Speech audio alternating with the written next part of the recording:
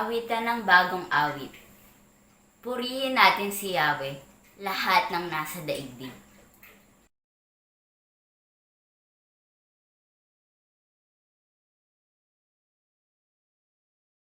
Kahit sa ay ipahayag na si Yahweh ay dakila.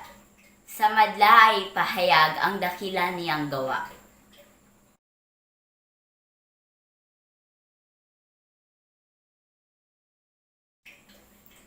Halina't sambahin natin ang dakila niyang pangalan, sa espiritu at katotohanan. Purihin ang Panginoon. Atin pong awitin ang himno ng pagpupuri. Si Kristo'y purihin.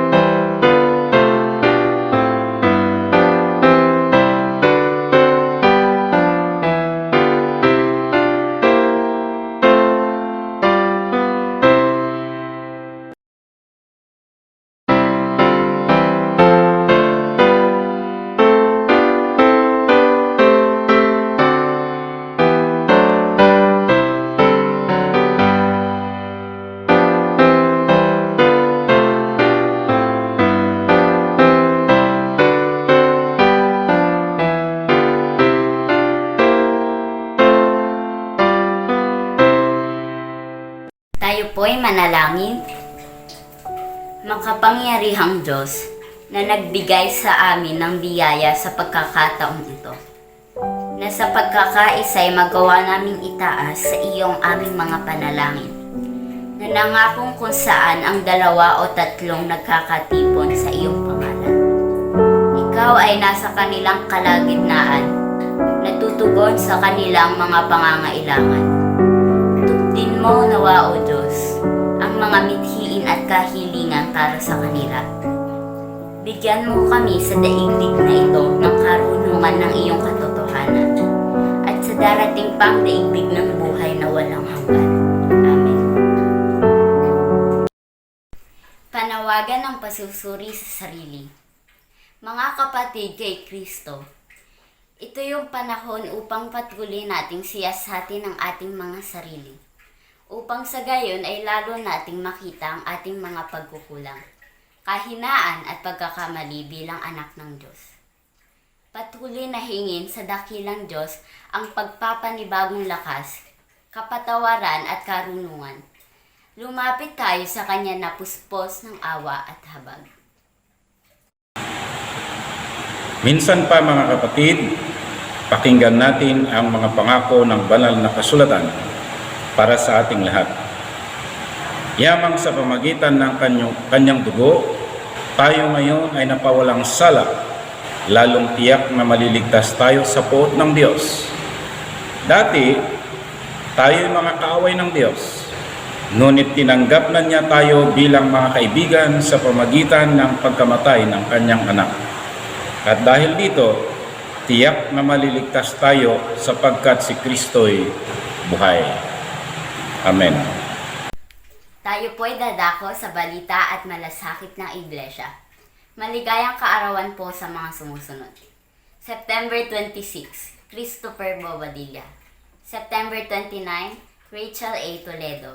September 30, Jaishal Kate Z. De Castro. Sa October 2, Yen Andrew Vertiquicio.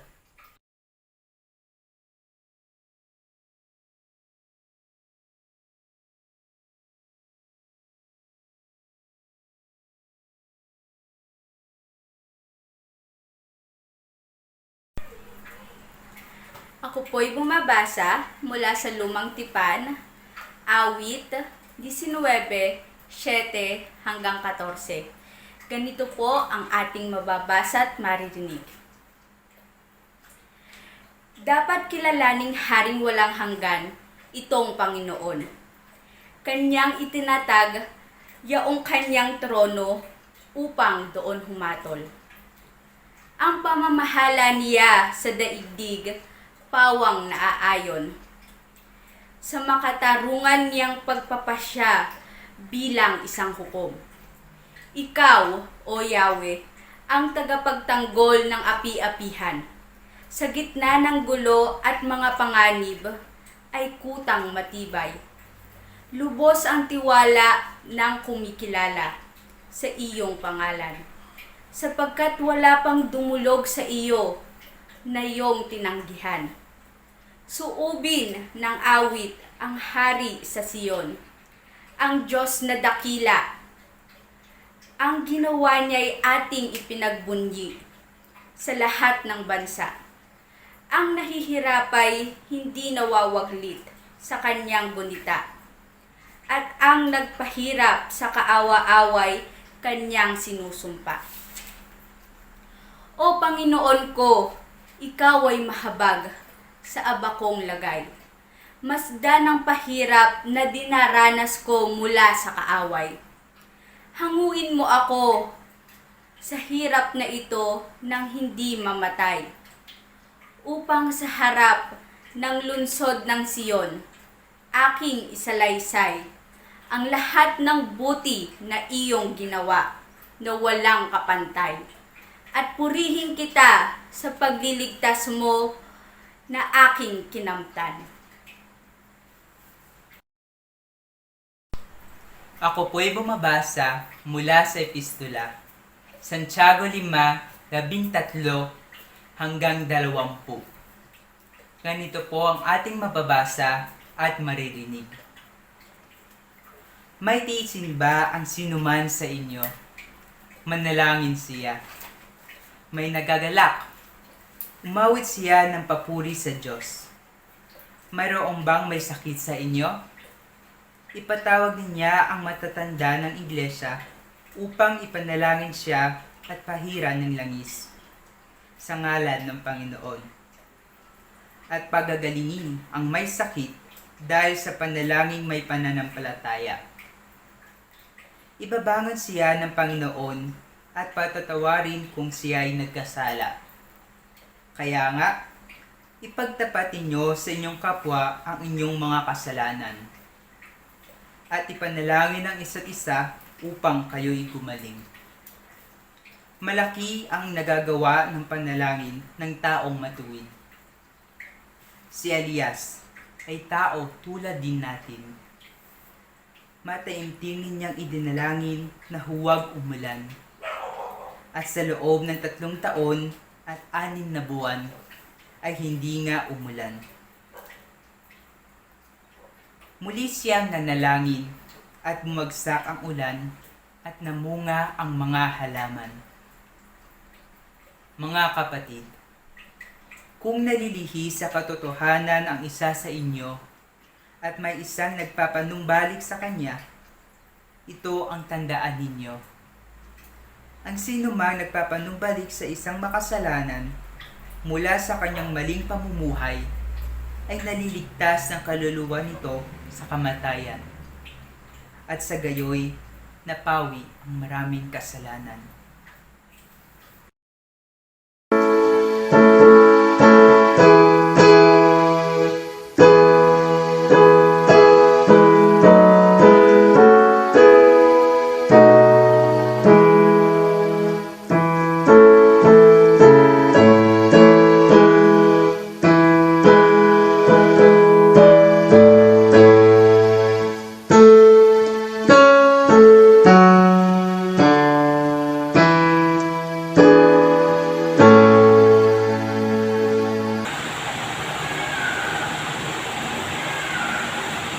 Ang pagbasa mula sa Bagong Tipan ayon kay Marcos sa Kabanata 9, talatang 38 hanggang talatang 50. Sinabi sa kanya ni Juan, "Guro, nakakita po kami ng isang taong nagpapalayas ng mga demonyo sa pamagitan ng pangalan mo at pinagbawalan namin sapagkat hindi natin siya kasamahan." Ngunit sinabi ni Jesus, "Huwag ninyo siyang pagbawalan sapagkat walang taong matapos gumawa ng kababalaghan sa pangalan ko ang agad magsasalita ng masama laban sa akin. Sapagkat ang hindi laban sa atin ay panig sa atin. Sinasabi ko sa inyo, sino mang magbigay sa inyo ng isang basong tubig dahil sa kayo'y kay Kristo, ay tiyak na gagantimpalaan. Mabuti pa sa isang tao ang siya'y bitinan ng isang malaking gilingang bato sa liig at itapon sa dagat, kaysa maging sanhi ng pagkakasala ng isa sa maliliit na ito na nananalig sa akin. Kung ang kamay mo ang nagiging sanhi ng iyong pagkakasala, putulin mo. Mabuti pa ang mapunta ka sa langit nang putol ang isang kamay, kaysa may dalawang kamay na mahulog ka sa impyerno, sa apoy na hindi mamamatay. Dooy hindi mamamatay ang mga uod na kumakain sa kanila, at hindi mamamatay ang apoy.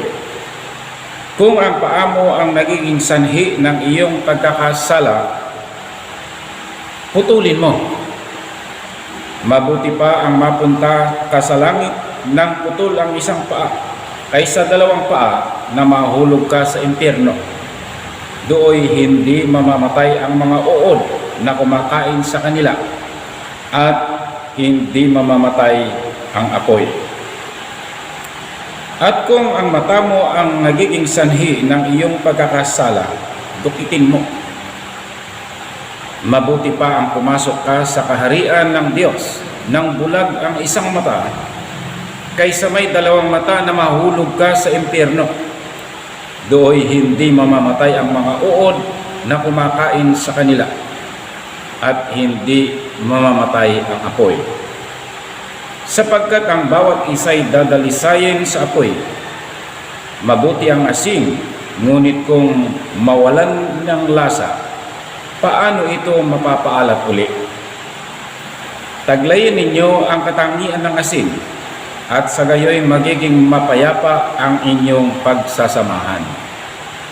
Idagdag nawa ng ating Panginoon ang pagpapala sa bawat isa sa atin na nakarinig ng pagbabasa ng kanyang mga salita.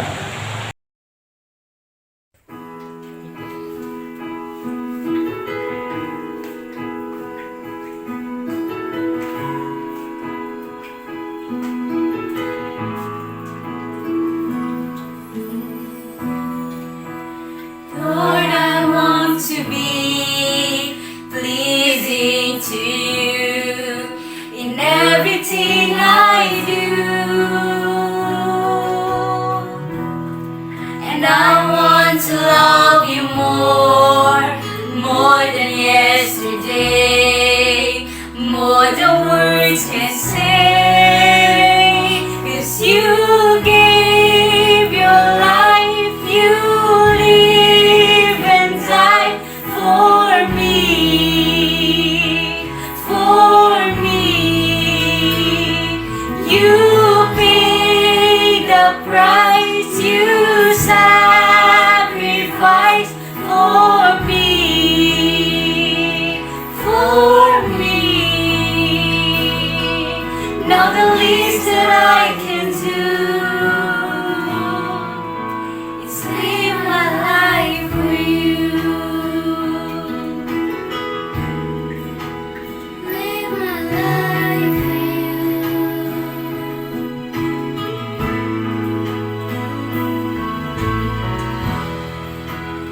Lord, I want to be pleasing to you in everything I do. And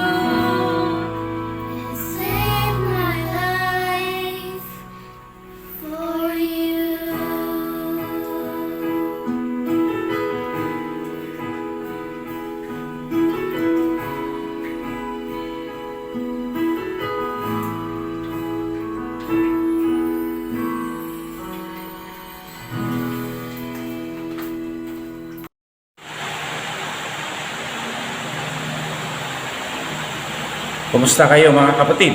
Diyan sa inyong mga tahanan. Ang ating pagbubulay-bulay ngayong umaga ay matatagpuan sa Santiago, Kabanata 5, sa talatang 30 hanggang 20. At ang ating usapin sa umagang ito ay may tiisin at sakit ba ang sino man sa inyo?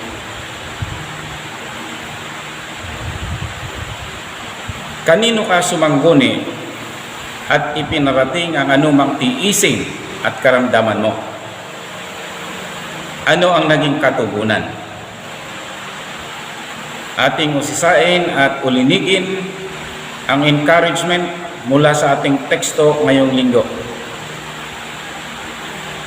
Iba't iba ang pinagmumulan ng karamdaman natin dito sa mundo. Una, ang karamdamang psychosomatic ay mga karamdamang may kaakibat o konektado sa pag-iisip. Dahil sa kaiisip ay hindi makatulog, at dahil sa hindi makatulog ay hindi makapagpahinga ang katawan, at ang dulot ay sakit ng ulo, sakit ng tiyan, kaya sakit sa puso, o kaya sakit na walang makita sa laboratory.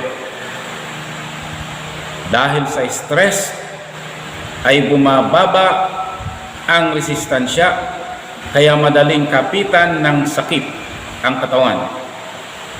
Ang masahol kung madapuan ng walang katinuan sa pag-iisip ay may kahirapang malunasan. Ikalawa, sakit mula sa pagkakasala. Ang pisikal na katawan ay pagal, kaya nagrereklamo ang mga laman at ugat. Nasobrahan sa pagkagamit sa trabaho, kaya mga laman ay naninigas na at nanangailangan ng pamamahinga. Paano pa kaya kung inabuso sa pamagitan ng bisyo o anumang kaparaanan? Ikatlo, mga sakit na wala sa kontrol ng tao gaya ng bakterya at virus. Merong urinary tract infection, may COVID-19, may SARS, may tuberculosis, anemia, diabetes, hypertension, heart illness, kidney failure, cancer at iba pa. Ang tao ay tinatablan ng anumang tiisin at sakit, kagaya din ng ibang hayop na may dugo at laman. Hindi nakalalamang ang tao sa ibang hayop kung tungkol sa pagkasira ng katawang panlupa. Pari-pareho tayong papunta sa kamatayan at pagkabulok.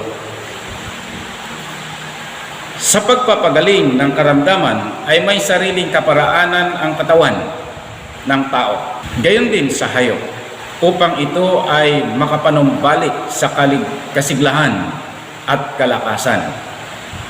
Gayon pa man, may pagkakataon na kailangan natin ang external na tulong para makamit ang kagalingan.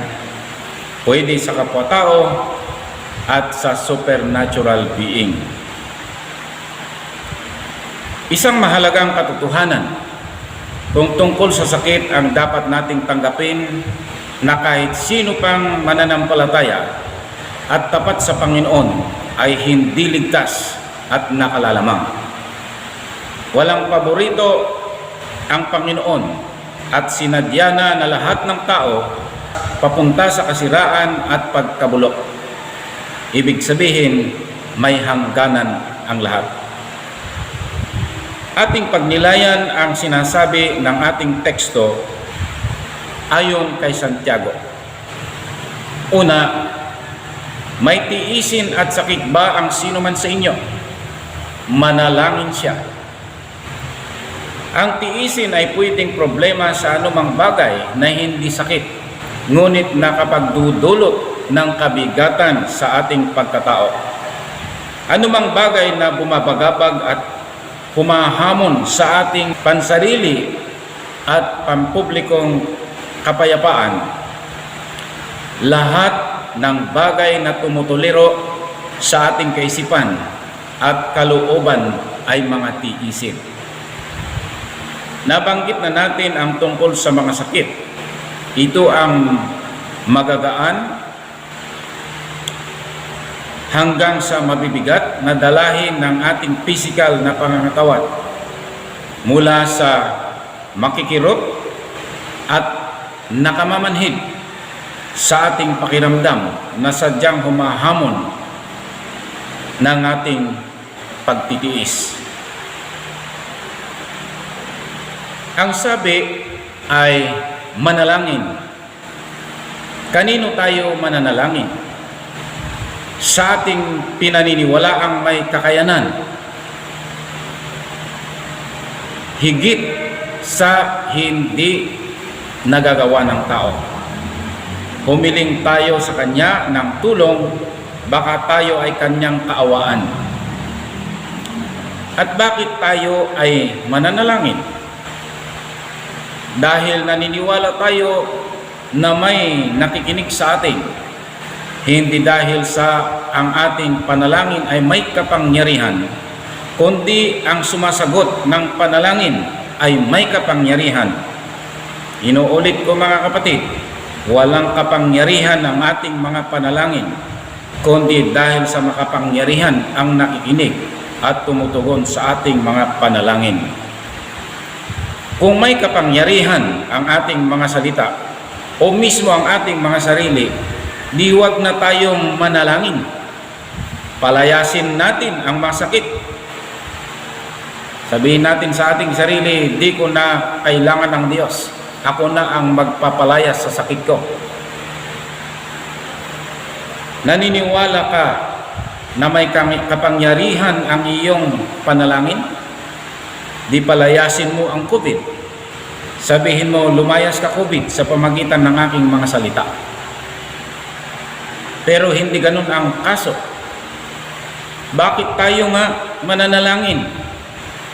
Ito ay pagpapakumbaba at itinatalaga natin ang kalagayan ng ating pangangatawan. Limitado ang ating kakayanan at tayo ay nagpapasaklolo sa walang limit ang kapangyarihan. Pinuputol natin ang ating mga kayabangan at nagpapasakop tayo sa pinagmumulan ng ating buhay. Pangalawa, may tiisin at sakit ba ang sinuman sa inyo? Ipatawag niya ang matatanda ng iglesia upang ipanalangin siya at pahiran ng langis sa pangalan ng Panginoon. Bakit kaya matatanda ang binanggit? Kung mananampalataya ang pinag-uusapan, inaasahan na ang mga nakatatanda ang mga huwaran ng karunungan. Maraming karanasan sa buhay at napatunayan na nila ang kanilang pananampalataya. Sa ibang salita ay subok na, certified siya o sila. Pwede silang paghugutan ng kaisipan na gabay sa tamang direksyon. Kaya nakalulungkot na isipin na may mga matatanda na matanda lang sa edad pero isip bata. Sa loob ng simbahan, dapat walang isip bata.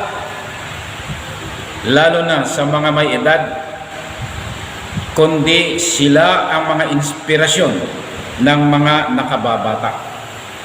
Kaya sabi ni Santiago, ipatawag ang matatanda ng iglesia dahil subok na ang kanilang pananampalataya at marunong silang manalangin. Mahirap isipin na ang mga tumanda sa pananampalataya ay hindi marunong manalangin. Paano mo iasa sa kanila ang inyong kagalingan kung hindi marunong makiusap sa Diyos? o kaya ikinahihiya niya ang manalangin sa publiko. Kung sa bagay, ang panalangin ay hindi kailangang mahaba.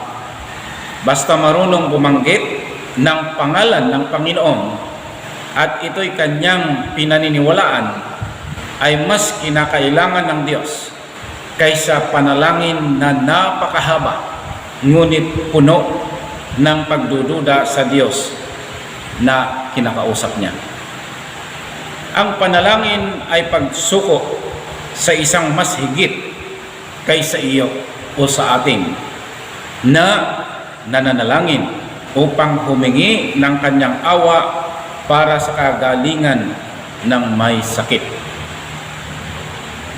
Ikatlo, may tiisin at sakit ba ang sinuman sa inyo? Ipagtapat ninyo sa inyong kapwa ang inyong mga kasalanan at ipanalangin ang isa't isa.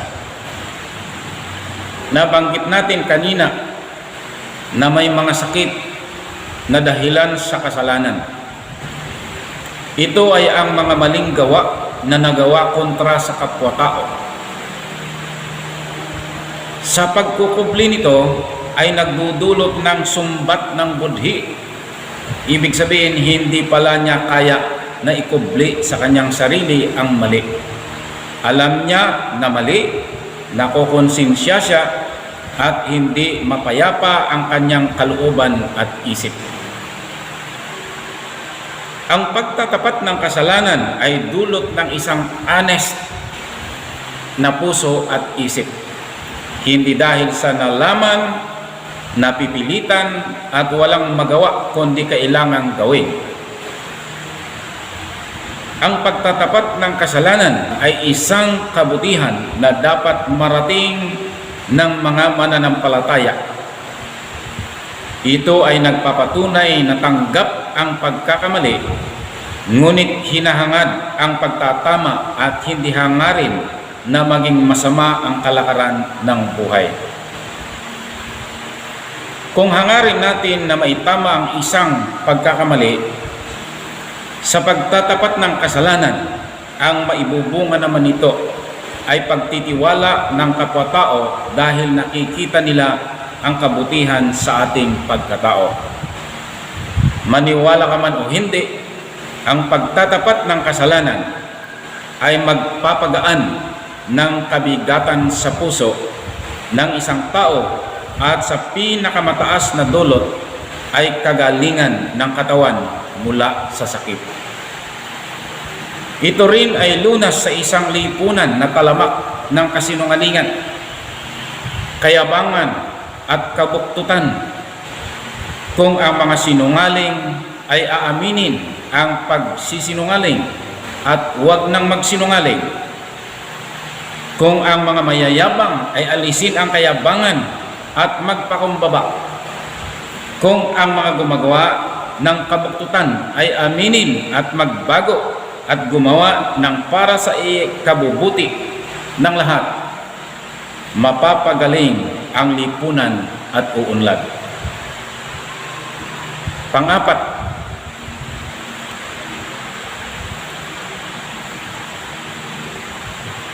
may tiisin at sakit ba ang sinuman sa inyo? Pagagalingin ang may sakit dahil sa panalangin may pananampalataya. Ibabangon siya ng Panginoon at patatawarin kung siya ay nagkasala. Ito ang resulta ng ating pakikiugnay sa Diyos. Napatunayan ng kasaysayan ang ugnayan ng Diyos at ang tao sa pamagitan ng pag-uusap ng magkabilang panig. Ay naisa sa katuparan ang inaasahan ng tao at ang layunin ng Diyos. Pinatunayan ng Diyos na siya'y higit kaysa technology na narating ng tao. Bagamat hindi lahat ay gumaling sa pamagitan ng panalangin, ay may angkop na layunin ng Diyos sa bawat kaganapan.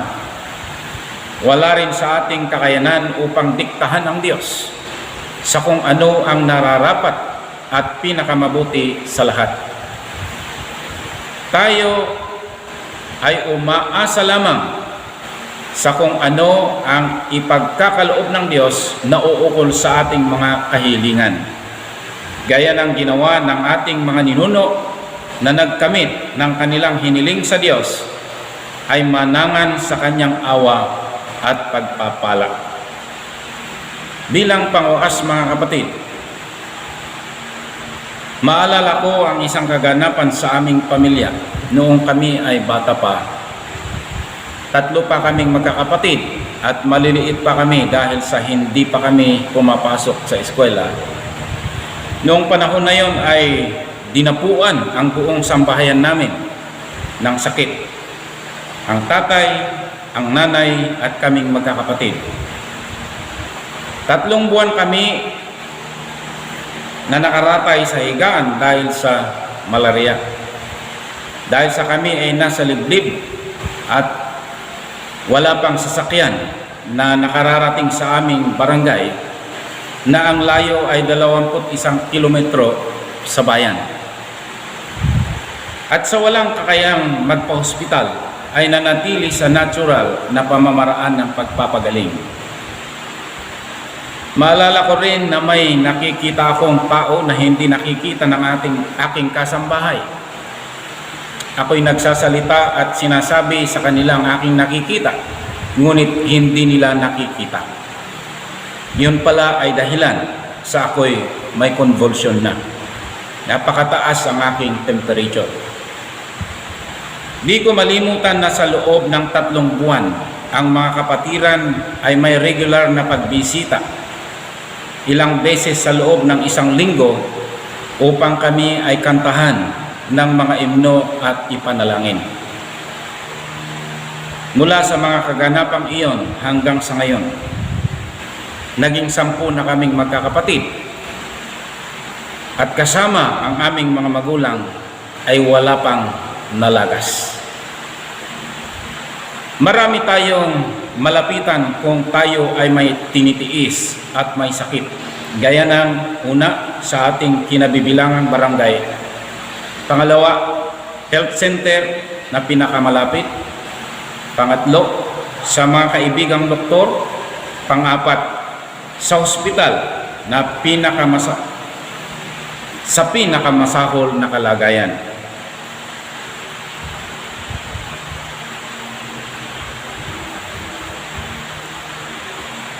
Alam ba natin na nangababakante ang ilang health centers at walang mapuntahan ng mga pasyente para magpakonsulta dahil busy sila sa vaccination? Alam ba natin na maraming namatay hindi dahil sa COVID, kundi dahil sa komplikasyon na sakit at hindi agarang natugunan dahil puno ang mga hospital at ipinagdadahilan ang COVID para hindi tanggapin ang pasyente? Pwede kang hindi pansinin sa iyong karaingan dahil marami na ang mga kadahilanan, ang mga may katungkulan. Ngunit walang pwedeng ipagpalit ang mga mananampalataya sa mga kapatiran na binuo ng Diyos para ipadama ang kanyang pagmamahal. Ang iglesia, ang sambahayan ng Diyos, na patuloy na kumakalinga sa mga kapuspalad kahit mumunti ang kanyang kakayanan, ay sinisikap niyang maging daluyan ng pagpapala ng Diyos.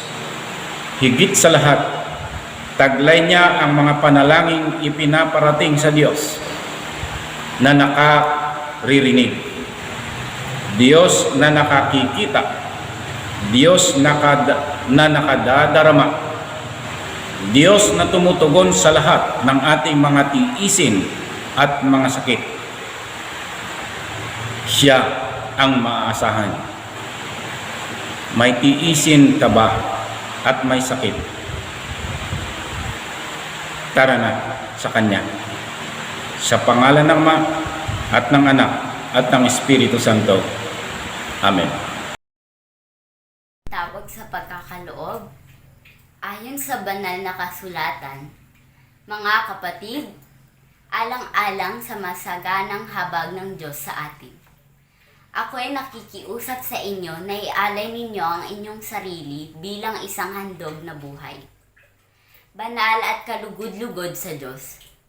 Ito ang karapat-dapat na pagsamba ninyo sa Diyos. Halina't ihandog natin sa Panginoon ang nararapat para sa Kanya. Halina't tayo'y maghandog.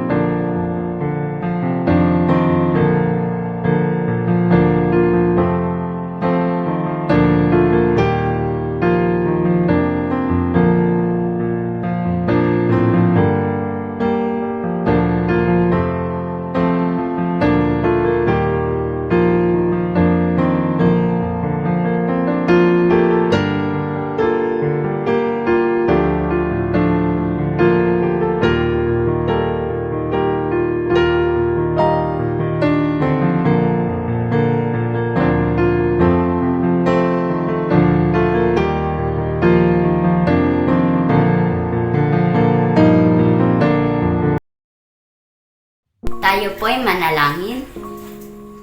Aming Ama, pinapasalamatan ka namin sa iyong presensya, sa kagalakang sumisinag tulad ng umaga, na kung saan ang iyong mukhay sumilay.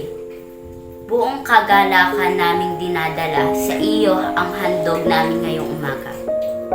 Nawa ay maging kaaya-aya ito sa iyong paningin. Ito ang aming panalangin sa pangalan ni Jesus. Amen.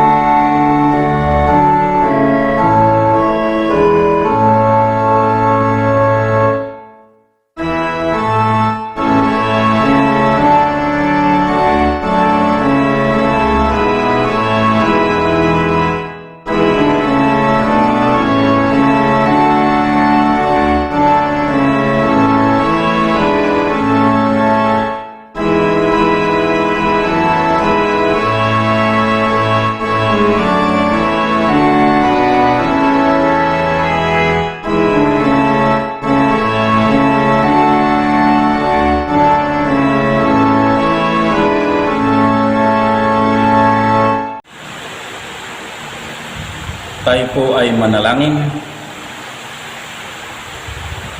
Magulang naming Diyos, Ikaw na makapangyarihan sa lahat. Nalalaman mo ang kalagayan ng inyong mga anak sa ngayon, sa panahon ng pandemya. May nalulungkot at may nagsasaya. May maaluwan at may mahirap ang kalagayan. May nagkakasakit at may malakas ang pangangatawan. Lahat kami ay lantad sa inyong mapagsuring mata at kaalaman.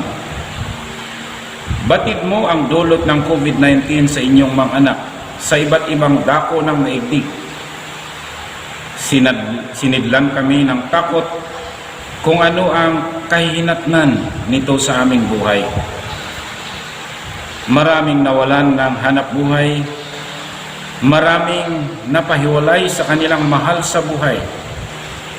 Sa aming bansa, hindi rin namin ganap maunawaan kung ano ang katotohanan na bumabalot sa kinalalagyan namin bilang mga Pilipino.